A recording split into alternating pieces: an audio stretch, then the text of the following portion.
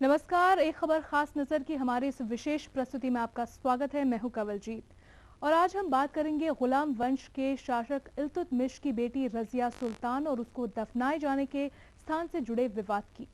आखिर कहां है रजिया सुल्तान की कब्र और क्यों इतिहासकार उसकी मौत और कब्र को लेकर एक मत नहीं है? आखिर क्या है हकीकत? क्यों है इस महिला सुल्तान को लेकर विवाद, जिसका 19 नवंबर 1236 को यानी कि 771 साल पहले दिल्ली की सुल्तान के रूप में राज तिलक हुआ था? देखिए इस रणबांकुरी पर हमारी खास पेशकश राज़े रजिया।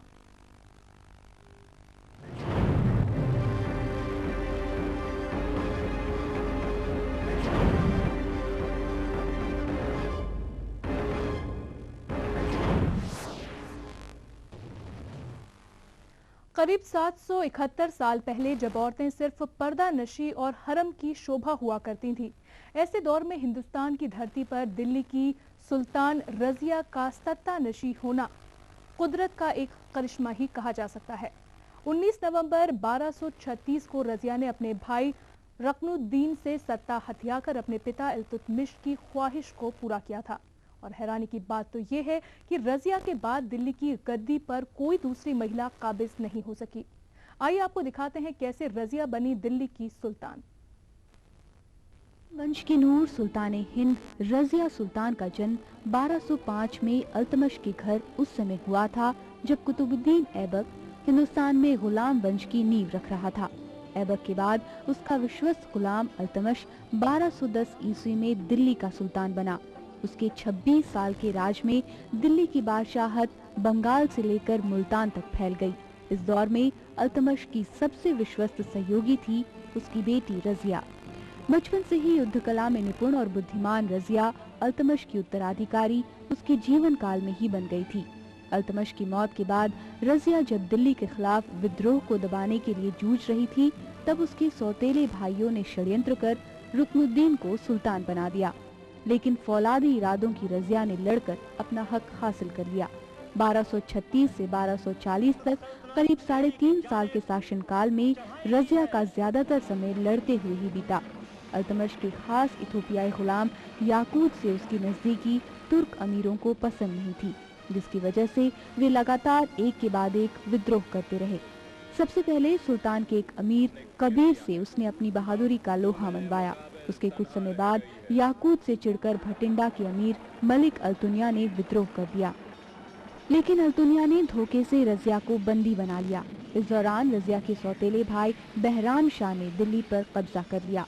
अल्तुनिया रजिया को चाहता था और रजिया ने भी हालात की नजाकत को समझकर अल्तुनिया से निकाह कर लिया, लेकिन निकाह के कुछ दिन बाद ही उसने दिल्ली की गद्दी हासिल करने के लिए कूच कर दिया।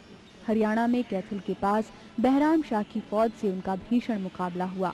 अमीरों, अपने रिश्तेदारों और प्यार की डोर से उलझी सुल्तान हिंद रजिया की कहानी यहाँ आकर उलझ गई। कुछ लोग मानते हैं कि कैथल में अल्तुनिया और रजिया दोनों मारे गए और बहराम शाह ने रजिया को दिल्ली के पास चुपचाप दफन कर दिया, लेकिन इतिहास में इस बात के तथ्य नहीं मिलते। कुछ इतिहासकार मानते हैं कि मैदान जंग में हार के बाद रजिया और याकूत वहां से भाग निकले और कहा जाता है कि उन्हें लुटेरों ने धन के लालच में मार डाला। दिल्ली की एकमात्र जनाना सुल्तान रजिया की अधूरी कहानी आज तक पूरी नहीं हुई है। आखिर कैथल के मैदान जंग के बाद का सफर उसे कहां ले गया? कौन सा है उसका आखिरी मुकाम? इतिहास की यह अनकही कहानी कौतूहल पैदा करती है कि रजिया आखिर गई कहां? Pratap Rao, ETV news, Jaipur. कैसी उलझन है,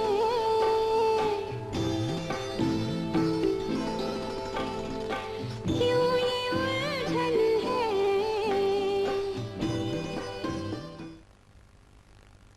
हम आपको बता दें कि रजिया खुद को सुल्ताना कहलाना पसंद नहीं करती थी, क्योंकि सुल्ताना शब्द सुल्तान की बेगम के लिए प्रयोग किया जाता था, लिहाजा उन्हें रजिया सुल्तान ही कहा जाता था। तो देखा आपने, रजिया एक ऐसी सुल्तान थी जिसने तत्कालीन पुरुष समाज को झकझोर कर रख दिया। लेकिन इस महिला सुल्तान से जुड़ गया एक विवाद, या यूं कहें तो ज्यादा अच्छा होगा कि इस विवाद ने इतिहासकारों और पुरातत्ववेताओं को शोध का एक विषय दे दिया। कुछ इतिहासकारों का मानना है कि राजस्थान के टोंक जिले में रजिया सुल्तान की कब्र है।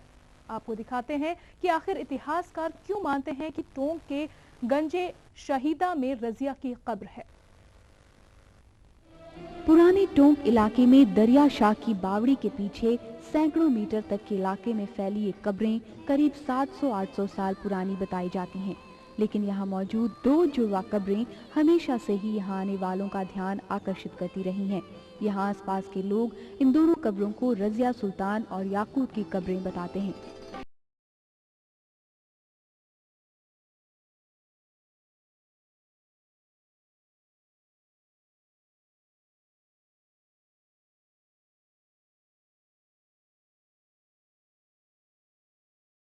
सुल्तान के बारे में सुनते आए हैं कि वो यहीं शहीद हुई और यहीं उनको दफना दिया गया।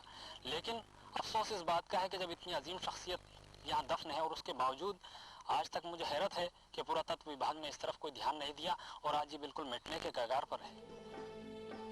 विश्वविद्यालय अनुदान आयोग की मदद से शोध कर रहे इतिहासकार और शोधकर्ताओं का मानना है कि रजिया की मौत को लेकर इतिहास की किताबों में इतना ही जिक्र मिलता है कि हरियाणा के कैथिल में अपने ही भाई बहराम शाह के हाथों शिकस्त खाने के बाद रजिया वहां से मर्दाना वेश धारण करके भाग निकली थी।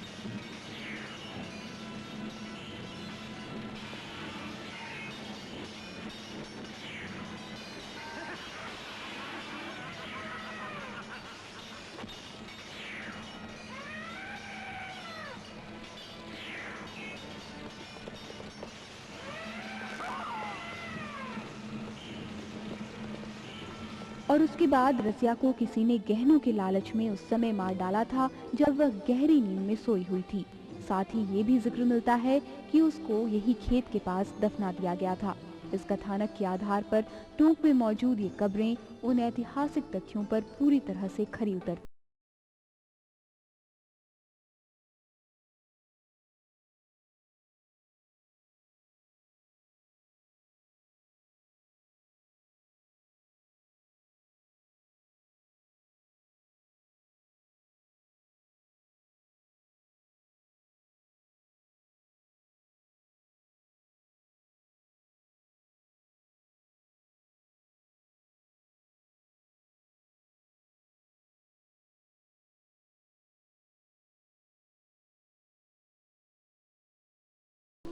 जो रजिया के दुश्मन थे वो उनको भी अपना दुश्मन मान लेते और उनको भी मार डाला जाता। तो इस डर से उसकी लाश को दिल्ली ले जाना तो मुमकिन था नहीं।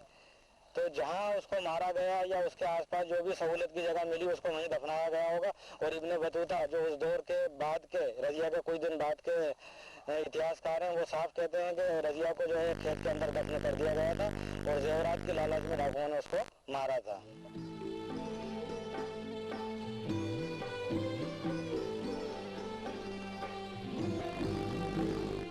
इन कब्रों को रजिया सुल्तान और याकूत की कब्र होने का दावा करने वाली इतिहासकार मधुबाला सक्सेना भी मानती हैं कि सभी इतिहासकार रजिया की मौत के स्थान को लेकर मौन हैं। ऐसे में उनका यह दावा ऐतिहासिक तथ्यों के काफी करीब है। साथ में याकूत की कब्र के बारे में उनका मानना है कि पास ही छोटी कब्र में याकूत को भी दफन किया गया होगा या फिर उसकी प्रतीकात्मक कब्र बना दी गई होगी, क्योंकि उन दिनों रजिया और याकूत के किस्से जग जाहिर थे।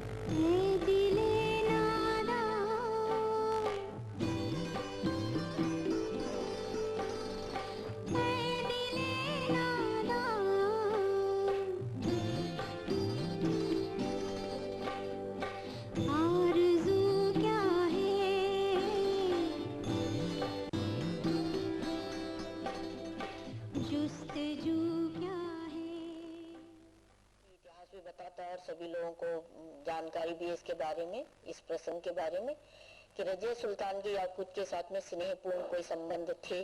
उसका बहुत ज्यादा उसके प्रति कृपा दृष्टि थी जो कि उसके सरदारों को पसंद नहीं थी। और उसने याकूत के साथ में मिलकर के अल्तुनिया जो कि भटिंडा का सूबेदार था और जो कि रजिया के प्रति आसक्त था और चाहता था कि रजिया के साथ में विवाह कर ले।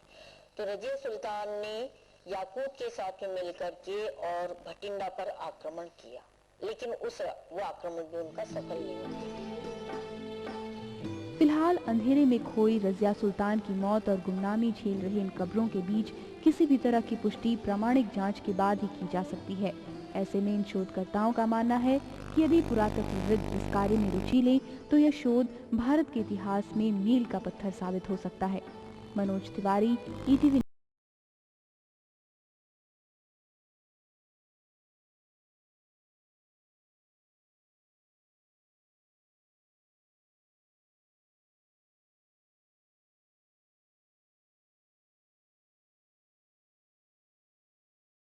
ब्रेक का और ब्रेक के बाद भी जारी रहेगी हमारी खास पेशकश राज़े रज़िया।